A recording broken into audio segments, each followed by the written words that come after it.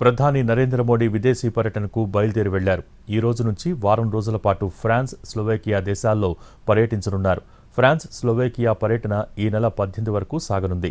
రక్షణ, పౌర అణు ఇంధనం, సాంకేతిక పరిజ్ఞాన రంగాల్లో ద్వైపాక్షిక సహకారాన్ని బలోపేతం చేయటమే లక్ష్యంగా ఈ పర్యటన సాగనుంది. ఈ పర్యటనలో భాగంగా ప్రధాని మోడీ ఫ్రాన్స్ అధ్యక్షుడు ఇమాన్యుయల్ మాక్రాన్తో భేటీ అవుతారు. వ్యూహాత్మక అంశాలపై ద్వైపాక్షిక చర్చలు జరుపుతారు.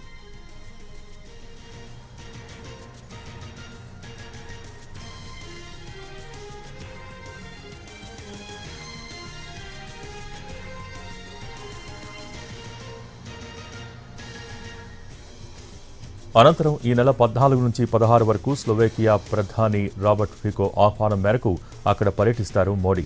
జూన్ 16 నుంచి 17 వరకు ఫ్రాన్స్లో జరగనున్న 52వ G7 అంతర్జాతీయ సదస్సుకు ప్రధాని హాజరవుతారు. ఈ సదస్సులో అమెరికా అధ్యక్షుడు డొనాల్డ్ ట్రంప్తో మోడీ భేటీ అయ్యే అవకాశం ఉంది.